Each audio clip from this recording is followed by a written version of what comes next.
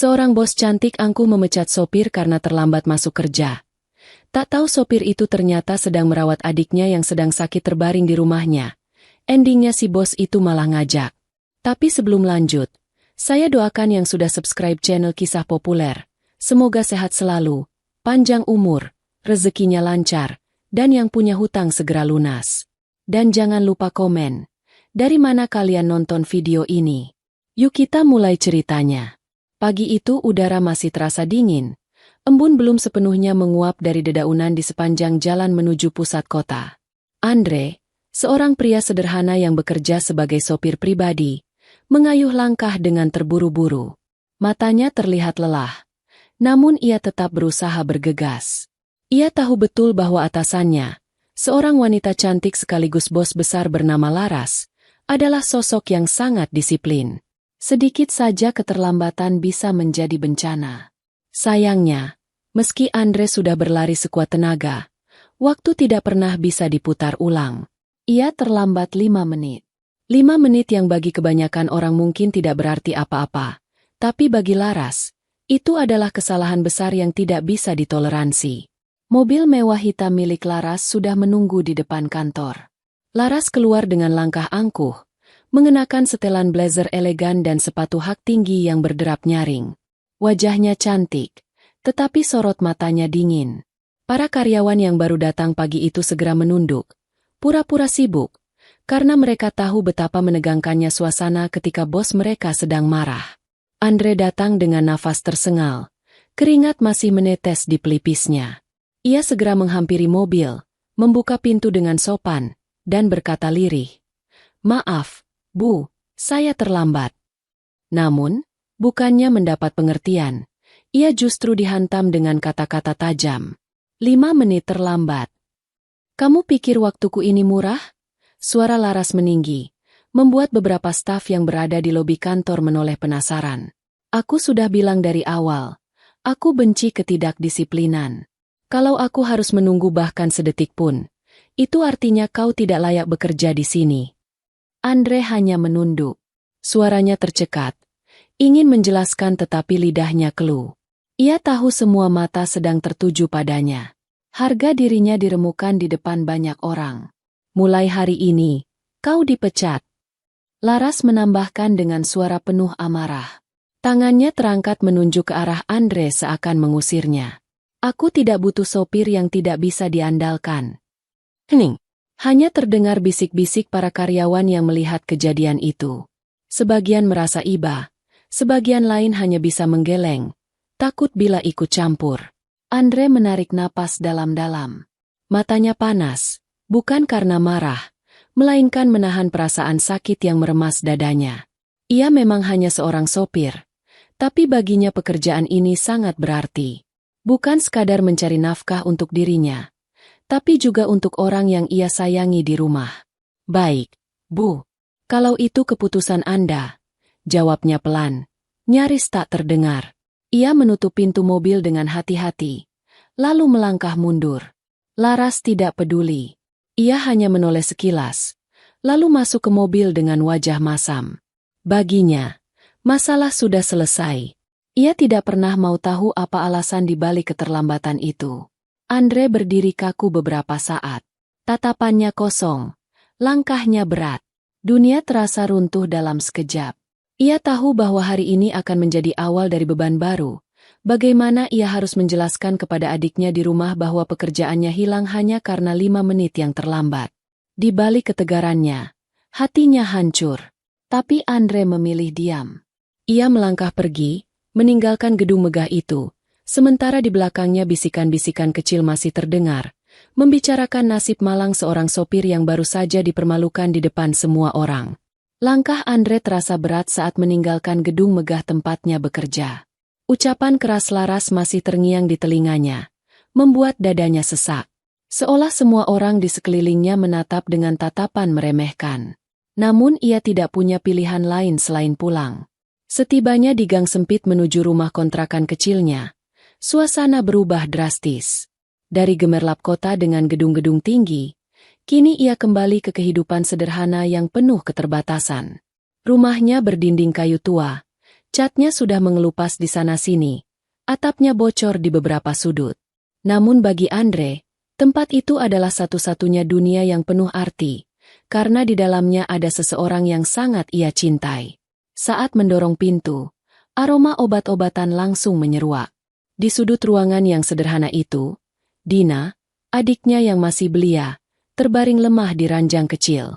Wajahnya pucat, tubuhnya kurus, dan napasnya terdengar berat. Sebuah botol infus sederhana tergantung di samping tempat tidur. Hanya bertahan berkat usaha Andre yang membeli peralatan seadanya dari uang gajinya yang tak seberapa. "Mas sudah pulang?" Suara Dina lirih, nyaris seperti bisikan. Andre segera menghampiri, duduk di samping ranjang, lalu mengelus rambut adiknya dengan penuh kasih. Senyum tipis ia paksakan, meski hatinya hancur. "Iya, Din. Mas sudah di sini. Bagaimana rasanya hari ini?" "Masih pusing?" tanyanya lembut. Dina mengangguk pelan. "Sedikit, Mas. Tapi kalau Mas ada di sini, rasanya lebih tenang." Kalimat itu menusuk hati Andre. Ia teringat kembali bagaimana tadi pagi ia terburu-buru mengganti obat, menyuapi Dina, dan memastikan gadis itu tidak sendirian sebelum ia berangkat bekerja. Semua dilakukan seorang diri, tanpa bantuan siapapun. Itulah alasan kenapa Andre sering datang terlambat. Ia tahu risikonya, tapi ia tidak bisa meninggalkan adiknya dalam keadaan seperti itu. Andre berdiri, lalu mengambil mangkuk kecil berisi bubur hangat yang ia beli dalam perjalanan. Dengan sabar ia menyuapkan sendok demi sendok ke mulut Dina. "Makan sedikit saja ya, Din. Biar ada tenaga," katanya pelan. Air mata Dina hampir menetes, tapi ia menahannya. Ia tahu kakaknya sudah terlalu lelah. Andre bukan hanya bekerja sebagai sopir seharian penuh, tapi juga merangkap sebagai perawat, koki, bahkan orang tua baginya. Sejak kedua orang tua mereka meninggal, hanya Andre yang menjadi sandaran hidup. Setelah memastikan Dina makan, Andre mengganti obat-obatan di meja kecil di samping ranjang. Tangannya cekatan, meski wajahnya terlihat letih. Dalam benaknya, ia masih memikirkan bagaimana harus mencari pekerjaan baru setelah dipecat tadi pagi. Tapi di hadapan Dina, ia tidak ingin menunjukkan kegelisahan. "Din," ujar Andre tiba-tiba, suaranya bergetar. "Kalau Mas tidak bisa lagi kerja, jangan khawatir ya. Mas akan cari cara apa saja, asalkan kamu bisa sembuh."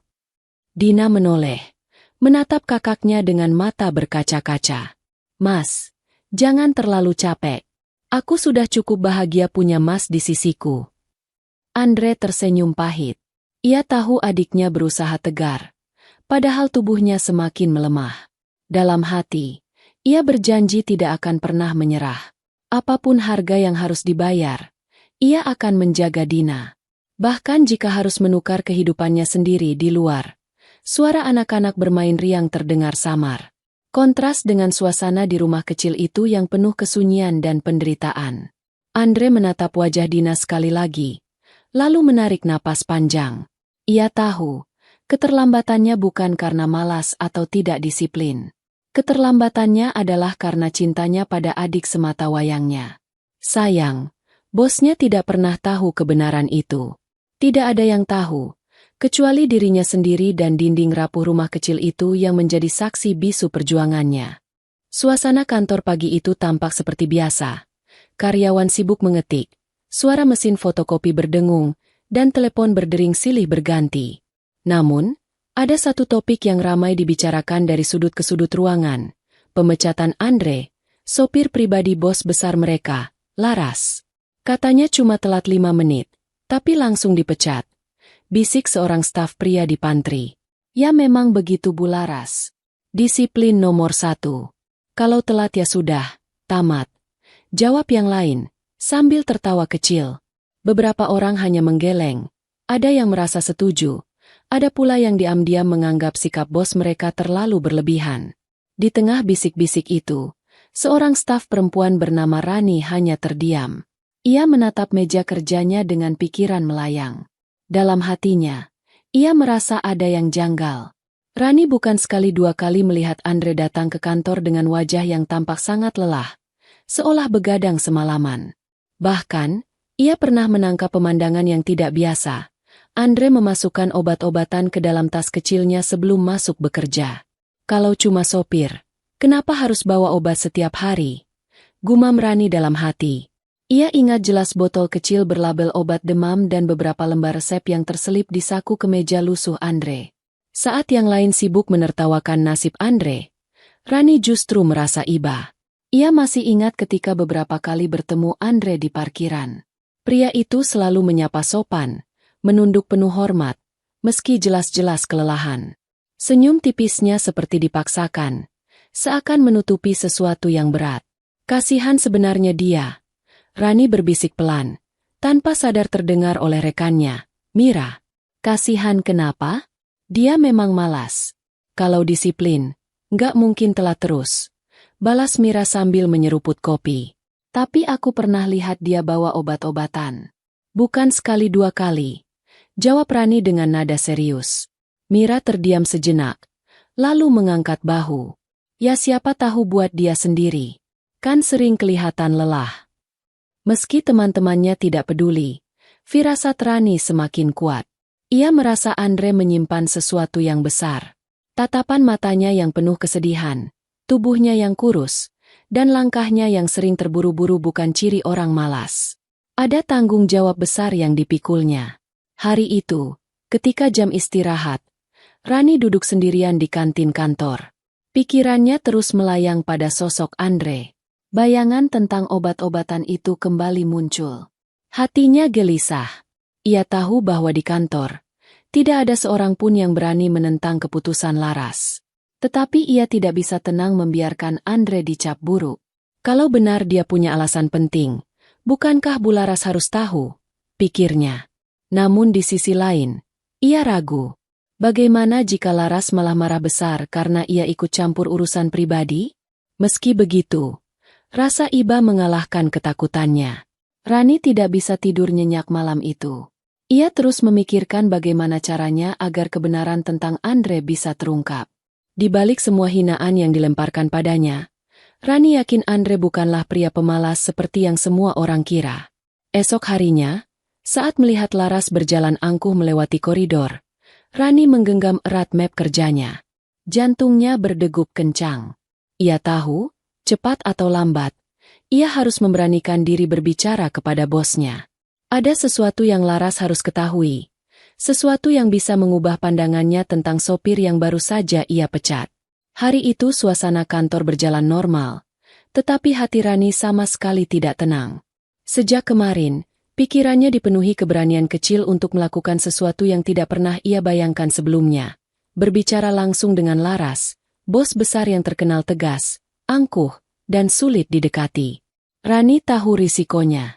Sekali salah bicara, ia bisa dimarahi, bahkan mungkin kehilangan pekerjaannya.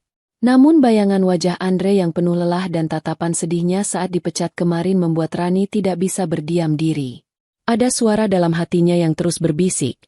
Kalau kamu diam saja, maka tidak akan ada yang tahu kebenaran tentang Andre. Sore itu, setelah rapat mingguan selesai dan sebagian besar karyawan sudah mulai bersiap pulang, Rani memberanikan diri mengetuk pintu ruang kerja Laras. Suara derap hak tinggi terdengar di dalam, diiringi gesekan kertas dan dentingan laptop yang masih terbuka. Masuk. Suara Laras terdengar datar namun tegas. Rani mendorong pintu dengan ragu. Ia melihat sosok wanita anggun dengan blazer hitam duduk di balik meja besar dari kayu jati. Sorot matanya tajam. Wajahnya cantik tetapi penuh wibawa. Rani bisa merasakan hawa dingin menyelimuti ruangan itu. Rani? Ada apa? Cepat saja, saya masih banyak pekerjaan, ucap Laras, tanpa menoleh terlalu lama dari layar laptop. Rani menelan ludah, lalu memberanikan diri. Maaf, Bu, saya datang bukan untuk urusan pekerjaan. Tapi, tentang Pak Andre, sopir yang kemarin Ibu pecat. Mendengar nama itu, Laras langsung menoleh. Alisnya terangkat, ekspresinya tidak suka. Oh, sopir itu? Kenapa? Kamu mau membelanya? Dia jelas-jelas tidak disiplin. Suasana semakin tegang. Namun Rani menggenggam erat tangannya sendiri, menahan gemetar. Bu, saya rasa ibu salah menilai. Andre tidak pernah malas. Saya pernah lihat dia membawa obat-obatan saat masuk kerja. Dan dari beberapa teman, saya tahu, dia punya adik yang sakit parah di rumah.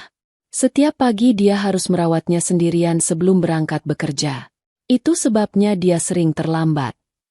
Kalimat itu meluncur lirih namun tegas. Rani sendiri terkejut dengan keberaniannya. Laras terdiam beberapa detik. Matanya menyipit. Ekspresinya berubah dari marah menjadi heran.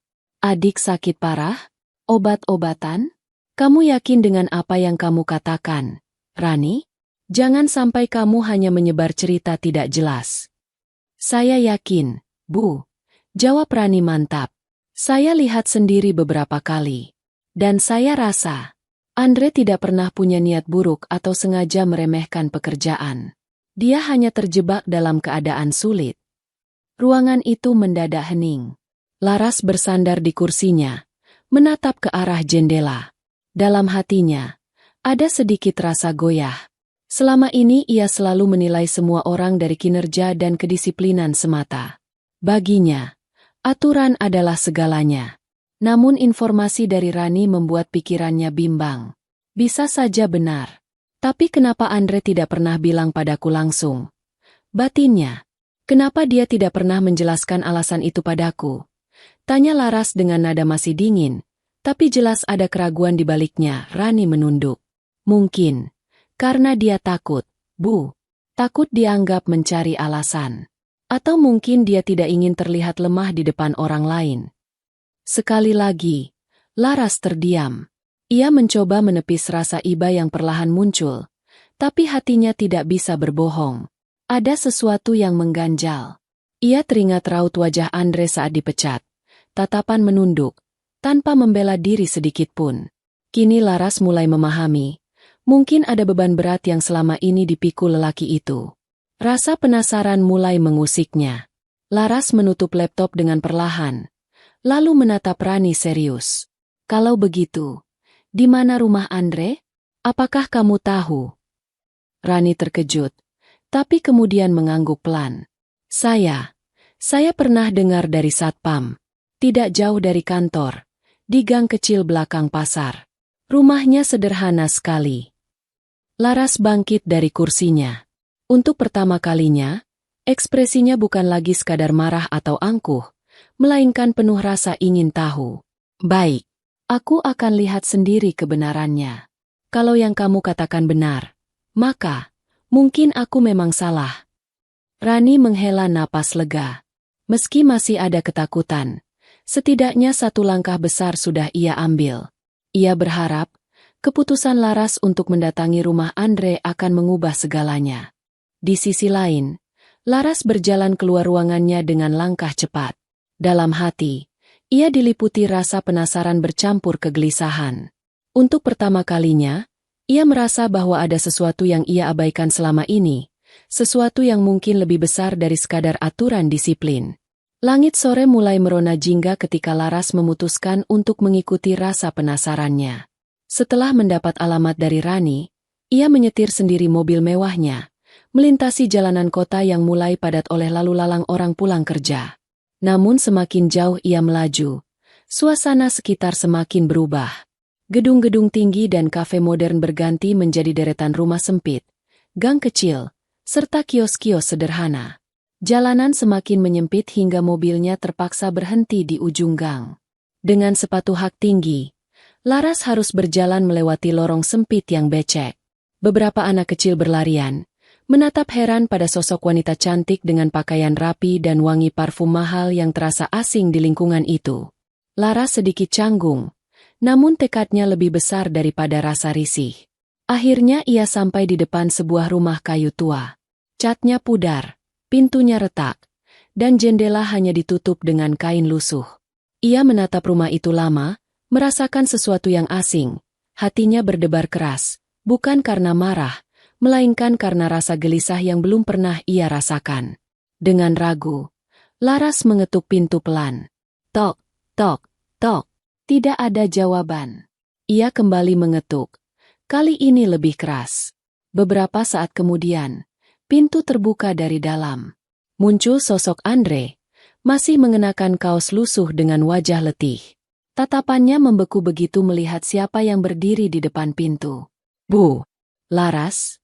Suaranya tercekat. Laras menatap balik, mencoba menahan gengsi meski jelas-jelas gugup. "Boleh aku masuk?" tanyanya singkat. Andre sempat ragu, tetapi akhirnya mempersilakan.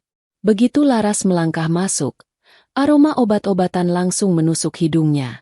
Matanya bergerak menyapu ruangan sempit itu. Dinding kayu rapuh, lantai yang mulai retak, dan sebuah ranjang kecil di sudut. Di ranjang itulah seorang gadis muda terbaring lemah. Wajahnya pucat, tubuhnya kurus, dan tangan kanannya ditancapi selang infus sederhana yang digantungkan di tiang bambu seadanya. Napasnya pelan, seakan setiap hembusan adalah perjuangan. Laras tercekat. Dunianya seakan berhenti. Ia, yang selalu menilai orang dari disiplin dan penampilan, kini menyaksikan kenyataan pahit di depan matanya. Sosok sopir yang kemarin ia hina habis-habisan ternyata sedang berjuang sendirian merawat adiknya yang sakit parah. "Dia, adikmu?" tanya Laras pelan, hampir berbisik. Andre mengangguk. Wajahnya menunduk. Suara parau keluar dari bibirnya. "Namanya Dina. Dia satu-satunya keluarga yang kumiliki. Sejak orang tua kami meninggal, aku yang merawatnya. Dia sering kambuh setiap pagi. Jadi aku harus pastikan dia baik-baik saja sebelum berangkat kerja." Suasana mendadak sunyi. Laras tidak tahu harus berkata apa. Kata-kata angkuhnya kemarin mendadak berbalik menusuk hatinya sendiri. Ia merasa tertampar. Wajah cantiknya yang biasanya penuh percaya diri kini memucat. Matanya berkaca-kaca melihat Dina yang terbaring tak berdaya. Dina membuka mata perlahan, menoleh ke arah tamu asing itu. "Mas, siapa dia?" tanyanya lemah. Andre tersenyum tipis. "Ini Bu Laras, bos Mas waktu kerja." Laras terdiam, tidak menyangka Andre masih menyebutnya dengan penuh hormat. Padahal ia sudah mempermalukannya di depan banyak orang. Rasa bersalah semakin menekan dadanya. Tanpa sadar, Laras mendekat, duduk di samping ranjang, lalu menggenggam tangan Dina yang dingin. "Kamu harus kuat, Dina. Kamu akan sembuh. Aku janji," ucapnya lirih. Air mata yang sejak tadi ia tahan akhirnya jatuh juga. Bagi seorang Laras yang terbiasa tegas dan arogan, momen itu menjadi titik balik. Hatinya runtuh melihat penderitaan yang tak pernah ia bayangkan sebelumnya. Andre menatap bosnya dengan bingung. Ia tidak pernah melihat sisi lembut Laras seperti itu. Malam itu, suasana di rumah kecil itu berubah. Untuk pertama kalinya, Laras tidak lagi sekadar bos yang angkuh, melainkan seorang manusia yang mulai tersentuh oleh kenyataan pahit seorang sopir sederhana. Dan disitulah, perlahan, sebuah kisah baru mulai tercipta. Hening menyelimuti ruangan kecil itu. Hanya suara kipas tua yang berdecit pelan menemani. Seakan waktu enggan bergerak. Laras masih duduk di samping ranjang, memegang tangan Dina yang dingin. Matanya terus menatap wajah pucat gadis itu, sementara dadanya dipenuhi rasa bersalah. Andre berdiri di sudut ruangan, menatap ke arah mereka. Wajahnya lelah, matanya memerah, namun ia berusaha tegar. Perlahan, ia mendekat, lalu duduk di kursi reot di samping Laras. Suaranya keluar dengan berat, seperti menahan beban bertahun-tahun yang terpendam. "Bu, saya tahu saya salah. Saya sering terlambat. Saya tidak pernah berniat meremehkan pekerjaan. Tapi, saya benar-benar tidak bisa meninggalkan Dina sendirian." Laras menoleh. Ada getaran di suaranya, berbeda jauh dari sikap dingin biasanya. "Kenapa? Kenapa kamu tidak pernah bilang dari awal, Andre? Kalau saja aku tahu." Andre tersenyum pahit. "Saya takut, Bu. Takut kalau saya dianggap mencari alasan. Takut kalau ibu mengira saya hanya pura-pura demi mendapat belas kasihan. Saya sudah terbiasa menanggung semuanya sendiri." Ia berhenti sejenak, menarik napas dalam-dalam. Matanya berkaca-kaca. Namun ia menahan air matanya agar tidak jatuh. "Sejak orang tua kami meninggal, hanya aku dan Dina. Aku berjanji pada mereka, Aku akan menjaga adikku sampai kapanpun.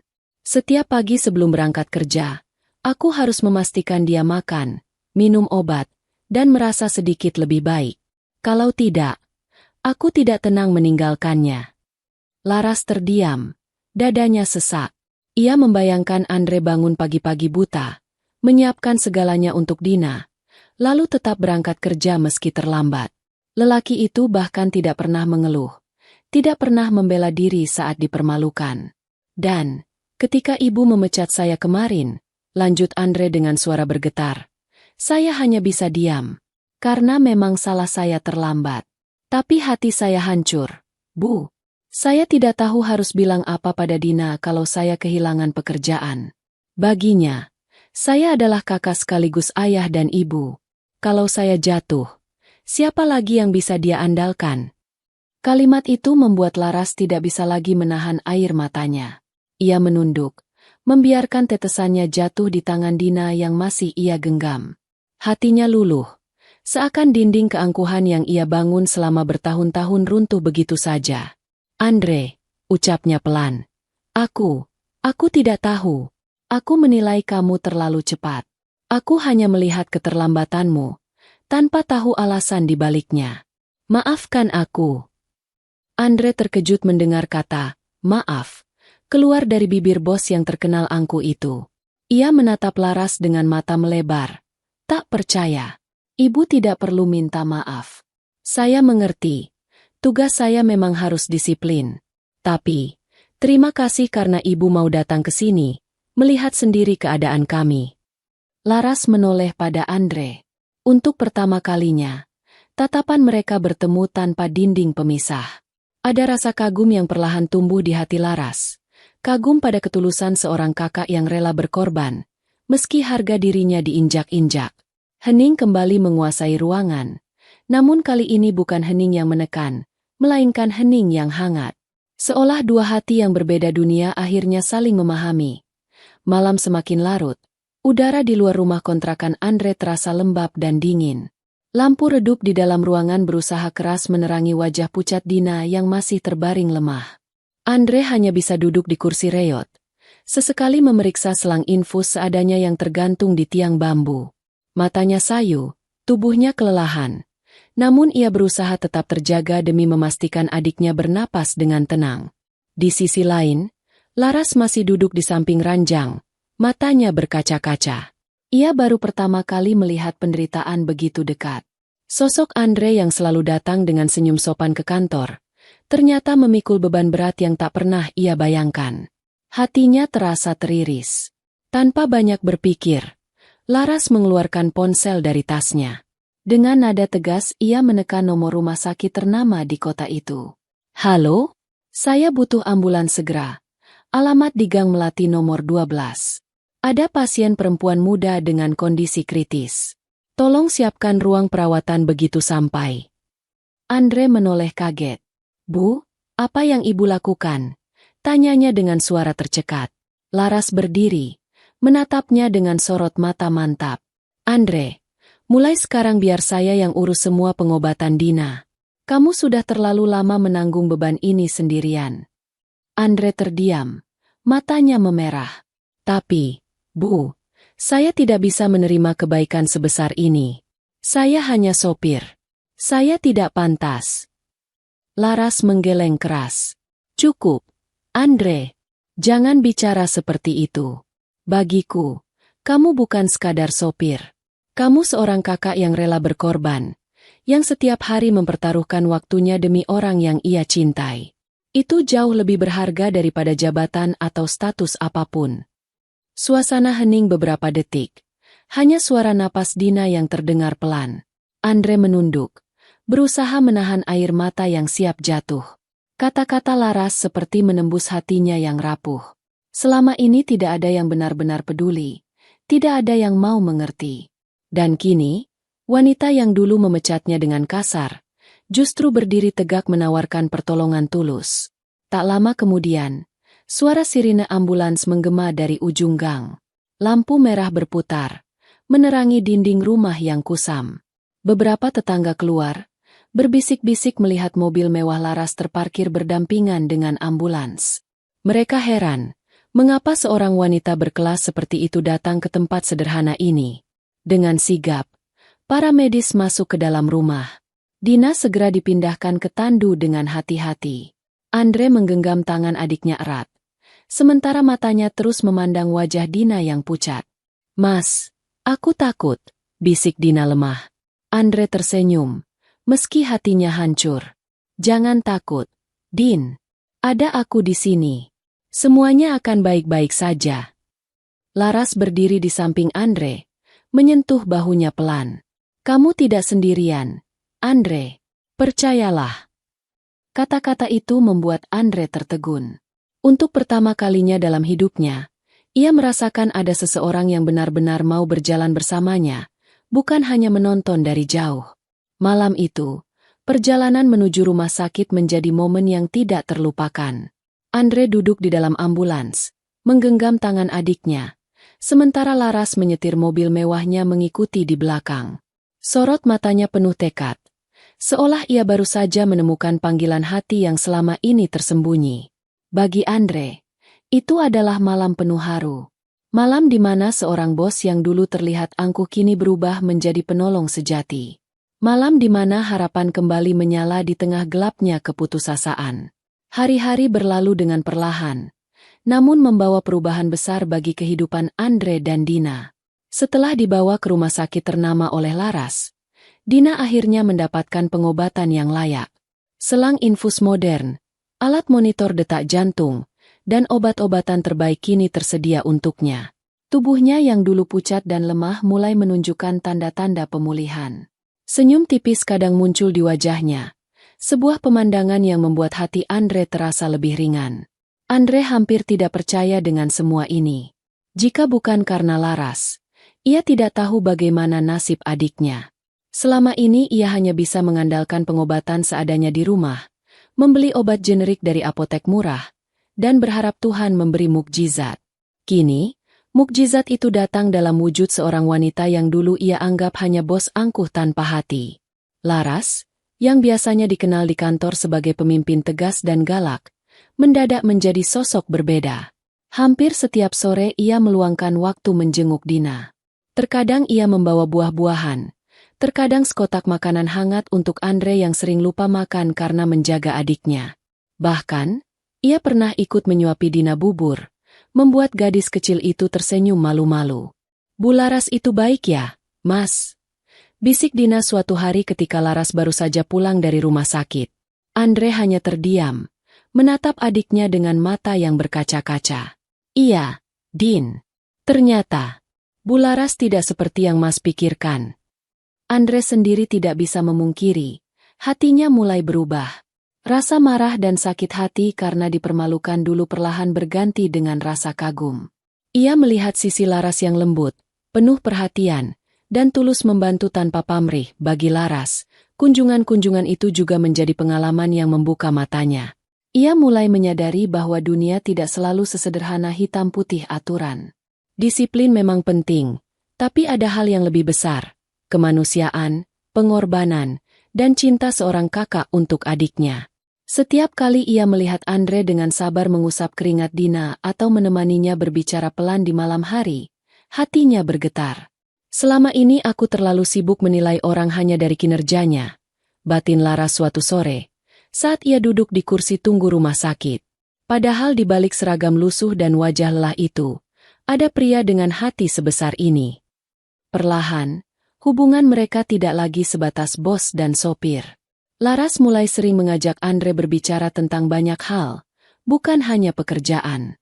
Mereka membicarakan mimpi, masa kecil, bahkan sekadar berbagi tawa kecil saat Dina membuat candaan polos. Bagi Andre, setiap percakapan itu seperti angin segar. Ia yang biasanya hanya bicara seperlunya, kini mulai berani membuka diri. Ia menceritakan bagaimana ia harus berhenti sekolah demi bekerja dan membiayai Dina. Bagaimana ia dulu bermimpi menjadi seseorang yang sukses, tetapi harus mengubur impiannya demi keluarga. Laras mendengarkan dengan seksama, tanpa menghakimi. Justru dari cerita-cerita itu, ia semakin kagum. Andre bukan sekadar pria miskin dengan pekerjaan sederhana. Ia adalah sosok yang mengajarkan arti ketulusan, tanggung jawab, dan cinta tanpa syarat. Sejak saat itu, rasa hormat Laras terhadap Andre tumbuh semakin dalam. Ia tidak lagi melihatnya sebagai bawahan, tetapi sebagai seorang pria sejati. Seorang lelaki yang layak dihormati, bukan karena pangkat atau harta, melainkan karena hatinya yang tulus dan keberaniannya untuk berkorban. Dan tanpa mereka sadari, dari rasa hormat itulah benih cinta perlahan mulai tumbuh. Pagi itu, udara segar menyapa ketika Andre selesai menyiapkan sarapan sederhana untuk Dina di rumah sakit. Kondisi adiknya semakin membaik. Wajahnya sudah tidak sepucat dulu. Dina bahkan sempat bercanda kecil, sesuatu yang lama tidak Andre dengar darinya. Itu sudah cukup membuat hatinya penuh syukur. Saat Andre hendak keluar sebentar membeli kebutuhan, ponselnya berdering. Nomor itu sangat familiar, nomor kantornya dulu. Dengan hati-hati ia mengangkat. Suara di seberang membuatnya tertegun. Andre, ini aku, Laras. Bisa bertemu sebentar di kantor? Suara itu terdengar berbeda, tidak sekeras biasanya. Lebih tenang, bahkan agak lembut. Andre sempat ragu, namun ia menyanggupi. Siang itu, ia datang ke kantor dengan pakaian rapi meski sederhana. Semua mata karyawan menoleh saat ia masuk. Mereka masih ingat jelas bagaimana Andre dipecat dengan kasar beberapa minggu lalu. Kini, mereka berbisik. Bertanya-tanya mengapa pria itu kembali. Pintu ruangan Laras terbuka. Di balik meja besar itu, Laras menatap Andre dengan senyum kecil, senyum yang jarang sekali terlihat di wajahnya. Silakan duduk, ucapnya. Andre menurut, masih dengan sikap hormat. Ada yang bisa saya bantu, Bu? Laras menatapnya dalam-dalam sebelum berkata, Andre, aku ingin kamu kembali bekerja sebagai sopirku. Kalau kamu bersedia. Andre terdiam, seolah tidak percaya dengan apa yang baru ia dengar. Bu, saya pikir ibu sudah. Ya, aku memang pernah memecatmu. Laras menyela cepat, suaranya sedikit menurun. Dan itu adalah keputusan yang salah. Aku minta maaf. Aku tahu sekarang alasanmu sering terlambat. Aku tidak seharusnya menilaimu begitu kasar. Andre menghela napas. Hatinya campur aduk. Ia menatap Laras, mencoba membaca kesungguhan di wajah bosnya. Dan ia menemukannya, tatapan tulus yang jauh berbeda dari dulu. Akhirnya ia mengangguk pelan. Kalau begitu, saya akan kembali bekerja, Bu. Tapi bukan karena saya ingin menebus kesalahan, melainkan karena saya berterima kasih. Ibu sudah menyelamatkan adik saya. Saya tidak tahu bagaimana membalasnya. Senyum Laras mengembang. Anggap saja, mulai sekarang kita bekerja dengan cara berbeda. Aku bosmu, ya, tapi aku juga ingin menjadi temanmu. Tidak ada lagi jarak yang membuatmu takut bicara. Mengerti? Andre menunduk hormat. Baik, Bu. Sejak hari itu, Andre kembali mengemudi untuk Laras. Namun suasana benar-benar berbeda. Jika dulu Laras sering duduk di kursi belakang dengan wajah dingin, kini ia lebih sering tersenyum. Bahkan, beberapa kali ia membuka percakapan tentang hal-hal ringan. Andre, kamu suka musik apa? Tanyanya suatu pagi di perjalanan. Andre sempat kikuk, lalu menjawab. Saya suka musik lama, Bu. Lagu-lagu yang tenang. Laras tertawa kecil.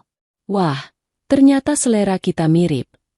Obrolan kecil seperti itu membuat Andre terkejut sekaligus hangat. Ia tidak pernah membayangkan seorang bos besar mau berbicara santai dengannya. Kadang, mereka bahkan tertawa bersama saat membicarakan hal-hal sepele. Karyawan lain yang melihat perubahan itu hanya bisa terheran-heran. Mereka tidak menyangka bos arogan yang terkenal dingin kini bisa begitu ramah, bahkan pada seorang sopir. Namun, bagi Andre dan Laras, semua itu terasa alami. Hubungan mereka perlahan berubah, dari sekadar atasan dan bawahan, menjadi dua manusia yang saling menghormati. Bagi Andre, setiap senyum Laras adalah hadiah yang membuat lelahnya terasa ringan. Dan bagi Laras, Setiap percakapan dengan Andre adalah pengingat bahwa kebahagiaan tidak selalu datang dari dunia penuh prestise, melainkan dari kehangatan sederhana yang tulus. Di balik setir mobil, Andre kembali bekerja. Tetapi kali ini, ia bukan lagi seorang sopir yang diremehkan. Ia adalah pria yang dihargai, disambut dengan senyum, dan perlahan mendapatkan tempat khusus di hati seorang wanita yang dulu hanya dikenal sebagai bos angkuh. Hari-hari Andre kembali bekerja sebagai sopir terasa berbeda dari sebelumnya. Jika dulu mobil mewah itu seolah hanya menjadi batas dingin antara atasan dan bawahan, kini perjalanan mereka dipenuhi percakapan ringan, canda kecil, bahkan senyum yang jarang sekali keluar dari bibir Laras. Setiap kali Andre membuka pintu mobil dengan sopan atau mengucapkan selamat pagi dengan suara tenang, Laras merasakan sesuatu yang hangat menyelinap ke hatinya. Awalnya, ia mencoba menepis perasaan itu. Aku ini bosnya. Dia hanya sopir, pikirnya. Namun setiap kali ia melihat Andre duduk tegak di balik kemudi, wajahnya serius tapi tenang, Laras tidak bisa membohongi dirinya. Ada sesuatu yang berbeda pada pria itu, sesuatu yang membuatnya kagum. Suatu sore, ketika hujan deras mengguyur kota, Laras baru saja menyelesaikan rapat panjang yang melelahkan. Tubuhnya letih. Kepalanya pusing. Begitu masuk ke dalam mobil, ia mendapati kursi belakang sudah diberi bantal kecil dan botol air mineral. Biar perjalanan pulang lebih nyaman, Bu, kata Andre singkat. Laras menatapnya heran. Tidak pernah ada sopir yang memperhatikan detail sekecil itu. Biasanya ia sendiri yang harus meminta. Kali ini, tanpa diminta pun Andre sudah menyiapkannya. Hatinya bergetar. Dia selalu memperhatikan hal-hal kecil, seolah aku ini penting baginya. Hari-hari berikutnya, perhatian kecil itu terus berulang. Saat Laras terlambat makan siang karena rapat, Andre dengan diam-diam membelikan nasi kotak sederhana dan menaruhnya di meja supir cadangan. Kalau lapar, jangan ditunda, Bu. Tidak baik untuk kesehatan, katanya sambil tersenyum malu. Perhatian itu mungkin terlihat sederhana, tetapi bagi Laras, hal itu lebih berharga daripada hadiah mewah apapun. Ia sudah terbiasa dengan dunia penuh kepura-puraan, kolega yang mendekat hanya demi kepentingan, pria-pria berjas rapi yang mendekatinya hanya karena status dan kecantikannya. Namun Andre berbeda.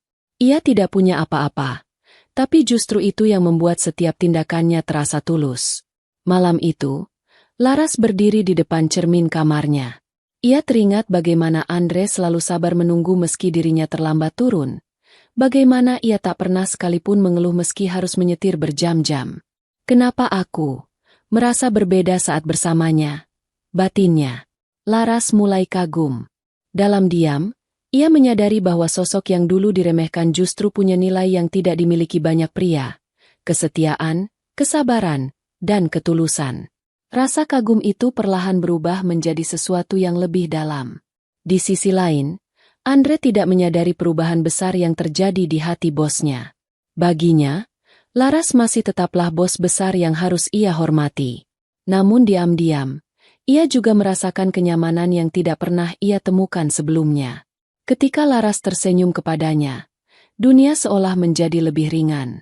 Pada suatu perjalanan malam, Laras memecah keheningan. Andre, kamu pernah jatuh cinta? Tanyanya tiba-tiba. Andre hampir tersedak oleh pertanyaan itu. Wajahnya memerah.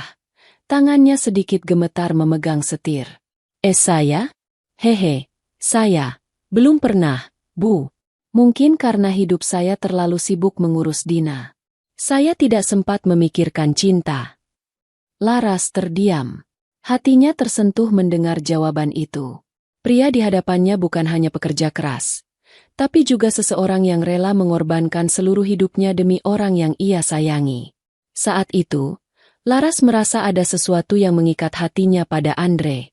Dan di dalam hatinya, sebuah benih kecil mulai tumbuh, benih cinta yang perlahan mengalahkan keangkuhan dan gengsi. Malam itu, udara terasa lebih tenang dari biasanya. Jalanan kota mulai lengang. Lampu jalan memantulkan cahaya temaram di aspal yang basah karena hujan sore tadi. Andre menyetir mobil dengan tenang, sementara Laras duduk di kursi belakang, menatap keluar jendela. Dari pantulan kaca, Andre sesekali bisa melihat wajah bosnya. Wajah cantik itu tampak berbeda malam ini. Ada sesuatu yang disembunyikan di balik tatapan kosongnya. Perjalanan berakhir ketika mobil berhenti di depan rumah megah Laras. Seperti biasa, Andre turun lebih dulu, membuka pintu dengan sopan, lalu menunduk hormat. Sudah sampai, Bu. Namun, berbeda dari biasanya, Laras tidak segera keluar. Ia menatap Andre sejenak, lalu berkata pelan, "Andre, ikut aku sebentar ke dalam." Andre sempat ragu, tapi ia menuruti. Ia mengikuti langkah Laras masuk ke ruang tamu rumah besar itu. Ruangan megah dengan lampu gantung kristal berkilau terasa sunyi. Hanya ada suara langkah kaki mereka berdua. Laras meletakkan tasnya di meja, lalu berbalik menghadap Andre. Untuk pertama kalinya, sorot mata wanita itu bukan lagi dingin dan penuh wibawa, melainkan gugup dan bergetar. Andre merasa aneh, seakan bukan Laras yang biasanya ia kenal. "Bu, ada yang bisa saya bantu?" tanya Andre hati-hati. Laras menarik napas panjang, berusaha menenangkan diri. Ia berjalan mendekat, berhenti hanya beberapa langkah di depan Andre. "Andre, ada sesuatu yang sudah lama aku pendam. Sesuatu yang harus aku katakan malam ini, atau aku akan menyesal." Andre terdiam. Jantungnya mulai berdegup lebih cepat. Entah mengapa. Dengan suara pelan tapi jelas, Laras akhirnya berkata, "Andre, aku ingin jujur. Aku tidak lagi menganggapmu sekadar sopir. Aku jatuh cinta padamu." Kata-kata itu meluncur begitu saja, membuat Andre terpaku.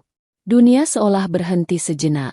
Ia tidak percaya bahwa dari bibir seorang bos besar, wanita angkuh yang dulu memecatnya dengan kasar, kini keluar kalimat seindah itu. "Bebu." Andre tergagap, wajahnya memerah. Ia menunduk, tidak berani menatap langsung. "Jangan bercanda. Saya ini hanya sopir. Mana mungkin ibu?" Laras mendekat selangkah, matanya berkaca-kaca. "Aku tidak bercanda, Andre. Aku tahu siapa kamu. Aku tahu kamu bukan pria kaya, bukan pria berstatus tinggi. Tapi justru itu yang membuatku jatuh hati. Kamu berbeda. Kamu tulus, sabar, dan selalu mengutamakan orang lain. Kamu menjaga adikmu dengan cinta yang tak ternilai. Dan aku ingin ada di dunia itu bersamamu." Andre terdiam. Dadanya terasa sesak. Hatinya campur aduk antara bahagia, takut, dan tidak percaya. "Bu, saya tidak pantas. Dunia kita berbeda. Orang-orang akan menertawakan ibu jika memilih saya." Laras tersenyum tipis, lalu berkata lirih, "Biar saja orang menertawakan. Selama ini aku hidup untuk penilaian orang lain. Tapi kali ini, aku ingin hidup untuk hatiku sendiri. Dan hatiku memilih kamu, Andre." Air mata Andre akhirnya jatuh. Ia tidak pernah membayangkan, cinta akan datang dari arah yang sama sekali tak terduga, dari seorang wanita yang dulu hanya ia kenal sebagai bos yang keras dan angkuh. Malam itu, di ruang tamu mewah yang biasanya dingin dan sunyi, lahirlah sebuah pengakuan yang mengubah segalanya. Laras membuka pintu hatinya, dan Andre, meski masih diliputi rasa ragu, mulai merasakan bahwa cintanya tidak lagi sekadar mimpi mustahil. Waktu berlalu dengan cepat. Hubungan Andre dan Laras yang awalnya hanya diikat oleh pekerjaan, kini telah berkembang menjadi kisah cinta yang hangat. Setelah pengakuan jujur Laras malam itu, banyak hal berubah. Mereka mulai sering menghabiskan waktu bersama, saling mengenal lebih dalam di luar perbedaan status dan dunia yang selama ini memisahkan. Kabar hubungan mereka perlahan menyebar. Di kantor, bisik-bisik sempat terdengar. Ada yang mencibir, ada yang iri, namun tidak sedikit pula yang diam-diam kagum. Laras, yang selama ini dikenal sebagai bos cantik angkuh, ternyata bisa jatuh hati pada sosok sederhana seperti Andre. Namun Laras tidak peduli. Ia tegak berdiri, menggenggam keputusannya dengan mantap. Beberapa bulan kemudian, hari besar itu tiba. Sebuah gedung pernikahan mewah di pusat kota dihias indah dengan bunga putih dan lampu kristal. Namun di balik kemegahan itu, suasananya terasa hangat dan intim. Andre berdiri gagah mengenakan setelan jas hitam sederhana. Wajahnya memancarkan ketulusan dan keyakinan. Tak ada lagi sopir lusuh yang dulu dipermalukan. Kini ia berdiri sebagai mempelai pria yang terhormat. Di sisi lain, Laras tampil menawan dalam gaun pengantin putih elegan. Senyum bahagianya begitu tulus. Berbeda jauh dari senyum angkuh yang dulu sering ia tunjukkan di kantor. Saat melangkah ke pelaminan, matanya hanya tertuju pada satu sosok. Andre, lelaki yang berhasil menembus dinding kesombongannya dan mengajarkan arti cinta sejati. Tamu undangan berdiri menyambut. Ada yang masih terkejut, ada yang terharu, bahkan beberapa menitikan air mata melihat pemandangan itu. Mereka menyaksikan kisah luar biasa. Seorang sopir sederhana menikahi bosnya sendiri, bukan karena harta atau status, melainkan karena cinta dan ketulusan hati. Dina, yang kini sudah jauh lebih sehat, duduk di barisan depan. Gaun sederhana menghiasi tubuhnya. Wajahnya cerah dipenuhi senyum. Sesekali ia menyeka air mata haru dengan sapu tangan. Ia merasa hidupnya berubah drastis. Dari hari-hari penuh kesakitan, kini ia bisa menyaksikan kakaknya menikah dengan wanita yang benar-benar peduli. Saat janji suci diucapkan, suasana menjadi hening. Andre menatap mata Laras dengan penuh keyakinan. Aku berjanji akan selalu mencintaimu, bukan hanya sebagai istri, tapi sebagai belahan jiwa. Aku akan melindungimu seperti aku melindungi Dina. Laras menahan air mata, lalu menjawab dengan suara bergetar. Dan aku berjanji akan mendampingimu, bukan sebagai bos, tapi sebagai pasangan hidup. Aku mencintaimu apa adanya. Andre. Tepuk tangan meriah menggema. Taburan bunga putih jatuh dari langit-langit, menambah keindahan momen itu. Malam itu, pesta pernikahan berlangsung meriah. Musik lembut mengalun, para tamu menikmati hidangan sambil bercakap-cakap, sementara Andre dan Laras terus tersenyum menerima ucapan selamat. Dina sesekali menggoda kakaknya, membuat suasana semakin hangat. Namun di balik semua kemewahan itu, kebahagiaan sejati justru terasa dari kesederhanaan hati mereka. Andre tidak pernah berubah, tetap rendah hati, tetap sederhana. Dan Laras, meski berasal dari dunia berbeda, kini memilih berjalan di sisinya, bukan di atasnya. Pernikahan itu bukan sekadar penyatuan dua insan, tetapi juga simbol kemenangan cinta atas gengsi, kasih sayang atas kesombongan, dan ketulusan atas prasangka. Hari itu menjadi titik baru dalam hidup mereka. Andre bukan lagi sekadar sopir yang diremehkan. Ia adalah suami dari seorang wanita hebat yang memilih dengan hatinya, dan kakak yang berhasil memenuhi janjinya pada orang tuanya untuk menjaga adiknya sampai akhir. Dan di sudut pelaminan, Dina tersenyum bahagia, menyaksikan kakaknya akhirnya mendapatkan cinta yang layak ia terima.